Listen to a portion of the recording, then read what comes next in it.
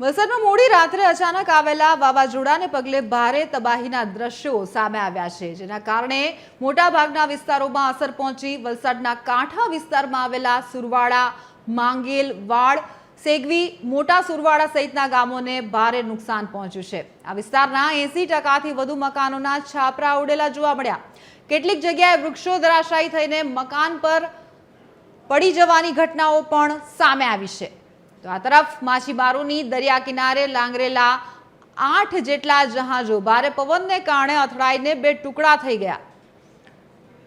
તો કેટલીક બોટો દરિયાના વહેણમાં ખેંચાઈ જવાના પણ સમાચાર છે, જેને લઈને માછીમારોને ભારે નુકસાન પહોંચ્યું છે।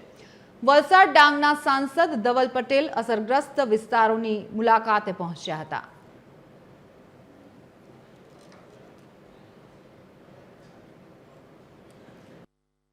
વલસાડમાં ગત રાતથી અવિરત વરસાદ વરસી રહ્યો છે, પરંતુ 10 વાગ્યા બાદ જે 10 થી 15 મિનિટનો વરસાદ સાથે પવનના સુસવાટા અને જે ભારે વીજળીના કડાકા ભડાકા થયા, જેના કારણે વલસાડના કાંઠા વિસ્તાર એવા નાના સુરવાડા વિસ્તારમાં ભારે તારાજીના દ્રશ્યો સર્જાયા। ઘણા એવા ઘરો છે, 80%થી વધુ ઘરોના છાપરા ઉડ્યા હોવાની વાતો સામે આવી। બસ આ વાતો સાંભળીને વલસાડ સાંસદ ધવલ પટેલ પહોંચી ગયા એ વિસ્તારના લોકોનો તાગ મેળવવા માટે, વિસ્તારના લોકોની પરિસ્થિતિ જાણવા માટે। આપણી સાથે હાલ વલસાડ સાંસદ ધવલ પટેલ જોડાયા છે, સીધા કરીશું તેની સાથે વાત। ધવલભાઈ, સૌથી પહેલા એ જણાવશો, આ વિસ્તારમાં તમે પહોંચ્યા, શું દ્રશ્યો જોયા તમે અને સૌથી પહેલી લાગણી શું?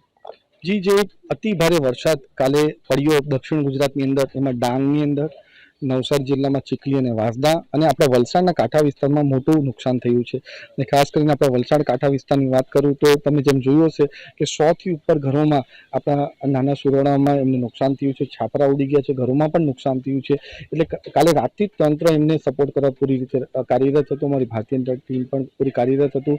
સવારે ઘરની સર્વેની કામગીરી પૂર્ણ કરી છે અને હું પોતે અહીંયા નિરીક્ષણ કરવા આવ્યો તાકી આપણે પોતે જોઈ શકીએ કે કેટલું નુકસાન થયું છે, લોકો શું સ્થિતિમાં છે। તરત જ મેં તંત્રને સૂચન કર્યું છે કે ફૂડ પેકેટ્સ તરત જ એમને પહોંચાડવા જોઈએ, મેડિકલ કિટ્સ પણ પહોંચાડવા જોઈએ। એની સાથે સાથે ખાસ કરીને જે આપણા નાના બાળકો છે, આપણા એજેડ પર્સન છે, એમને પણ સ્કૂલને એમાં ખસેડીને સેફ સ્થળે આપણે એમને રાખીએ એના માટે પૂરો પ્રયાસ કરી છે। ત્રીજું સૌથી મહત્વનું, જે અતિ ભારે વરસાદને લીધે ખાલી આ 3 ગામમાં જ નહીં પણ પૂરા વલસાડમાં જે આપણે ખેતીમાં નુકસાન થયું છે, ડાંગર પાકને નુકસાન થયું હોય, આંબા કલમને નુકસાન થયું હોય અને સાથે સાથે જે આ દરિયાકાંઠાના જે માછીમારો છે એમની બોટોને પણ નુકસાન થયું। આ ગામની વાત કરું તો 8 બોટોને નુકસાન થયું છે, ત્યારે એ બોટોમાં પણ આપણે પૂરું અમારા તંત્ર દ્વારા સર્વે કામગીરી કરીને એક રિપોર્ટ અમારા રાજ્ય સરકારને મોકલે। ત્યારે મેં એમને સૂચના આપી છે કે એ રિપોર્ટ મને પણ મોકલે તાકી હું પણ રાજ્ય સરકાર સાથે ફોલોઅપ કરીને, જેમ આગળ પણ મેં આ રીતના રજૂઆત કરીને ડાંગરનો પાકનું જે નુકસાન થયું હતું એની ભરપાઈ આપણે બધા ખેડૂતોને કરાવી હતી, આ વખતે પણ રાજ્ય સરકાર સાથે સંકલન કરીને જલ્દીથી જલ્દી સંકલન કરીને એમને પણ આ નુકસાનનું પણ ભરપાઈ કરાવી શકે રાજ્ય સરકાર, એના માટે પૂરો પ્રયાસ કરવાનો છે। એટલે ધવલભાઈ, એમ કહી શકાય કે સરકારની પૂરેપૂરી નજર છે, કારણ કે હજી આવનારા 2 થી 3 દિવસની આગાહી કરવામાં આવી છે, તો એના માટેની કયા પ્રકારની તૈયારીઓ? જી, જે આવનાર 3 થી 4 દિવસ પણ અતિ ભારે વરસાદની આગાહી છે, એના માટે અમારી તંત્ર પૂરી રીતે રેડી છે।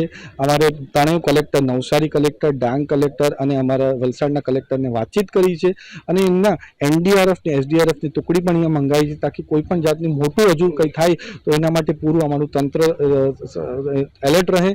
એની સાથે સાથે બીજી કોઈ પણ સુવિધાઓ અમારે ચાલુ કરવાની હોય તો એના માટે પણ તંત્ર પૂરી રીતે એલર્ટ હમણાં છે। એની સાથે હું તમારા ચેનલના માધ્યમથી અમારા માછીમારો ભાઈઓને અને લોકોને પણ અપીલ કરવા માંગુ છું કે અતિ ભારે વરસાદ હજુ 3 થી 4 દિવસ થવાના છે, એટલે દરિયાકાંઠા વિસ્તારમાં તમે જશો નહીં, કારણ કે પાણી અને તોફાન એટલું વધારે હશે તે આપણે પોતે એનો સામનો ના કરી શકીએ। એટલે 3 થી 4 દિવસ આપણે દરિયાથી દૂર રહે એવું હું બધાને અપીલ કરવા માંગુ છું। આવનારા દિવસોમાં, એટલે કે જે 3 થી 4 દિવસ જ્યારે ભારે વરસાદ વરસવાનો છે, એ સમયે જો કોઈ મેજર સ્થળાંતર કરવાની જરૂર ઊભી થાય તો એ માટેની તૈયારીઓ થઈ ચૂકી છે? બિલકુલ, આના માટે જ મેં હમણાં પણ સૂચના આપી છે કે હમણાં બી જે 50 થી 60 ઘરો છે એમાં વધારે નુકસાન થયું છે, એમાં દરેક ગામની અંદર જેટલા પણ અમારા સરકારી સ્થળો છે, જ્યાં આંગણવાડી હોય, તાલુકાની ઓફિસ હોય, સરપંચોની ઓફિસોની સાથે સાથે ડિસ્ટ્રિક્ટ હેડક્વાર્ટરમાં બી રેન બસેરા બનાવવું હોય તો એના માટે તંત્ર પૂરી રીતે અમારું અલર્ટ છે, તૈયાર છે કે આવી રીતે મોટી કોઈ કામગીરી કરવી હોય, મોટું એમનું સ્થળાંતર કરવું હોય તો એના માટે પણ તંત્ર પૂરી રીતે તૈયાર છે।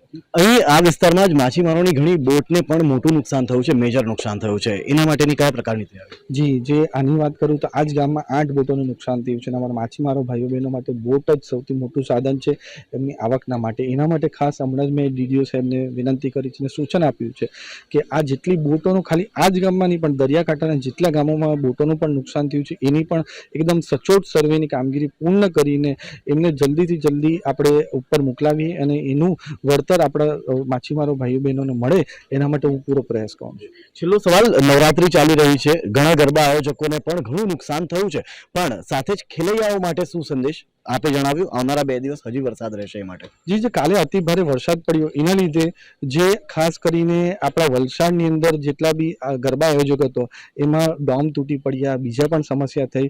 તો અમે ખાસ કાલે અપીલ કરી છે કે કોઈ પણ જાતના હમણાં ગરબા ના થાય જ્યાં લગીને આ વરસાદ ઓછો ના થાય, કારણ કે એમને પણ કોઈ જાતનું નુકસાન પહોંચ્યું કે વરસાદ બંધ થાય ને તો સારું એક વાતાવરણ બને જેમાં કોઈ પણ લોકોને નુકસાન ના પહોંચે, ડોમને નુકસાન ના પહોંચે અને બીજી રીતના કોઈ પણ જાતનું નુકસાન ના પહોંચે. એના માટે એવું જ્યારે સરસ આયોજન થાય ત્યારે જ આપણે ગરબા કરવા જોઈએ એવું મારું માનવું છે. તંત્ર હજુ નજીકથી જોઈને એ ડિસિઝન લેશે કે ગરબા આજે કરવા દેવા જોઈએ કે નહીં. પણ જે રીતના હમણાં વાતાવરણ જોઈ રહ્યા છે એ રીતે મને એવું લાગે છે કે આપણે જોઈને આગળ ડિસિઝન લેવું છે. ધન્યવાદ ધવલભાઈ, અમારી સાથે જોડાવા બદલ. તો આ હતા વલસાડ સાંસદ ધવલભાઈ, જેમણે જણાવ્યું એ રીતે કે વહીવટી તંત્રની સાથે સરકાર સજ્જ છે. આવનારા દિવસોમાં પણ જો કોઈ પણ મોટી હોનારત સર્જાશે તો તંત્ર સજ્જ છે અને હાલ જો સ્થળાંતરની કોઈ પણ જરૂર ઊભી થાય તો એ પણ કરી દેવામાં આવશે. હાલ ખેડૂતો માટે પણ આવનારા દિવસોમાં નવી સહાય યોજનાઓ જાહેર થઈ શકે છે. વિડીયો જર્નલિસ્ટ મયુર સાથે જય પટેલ, વલસાડ, TV 13 ન્યૂઝ.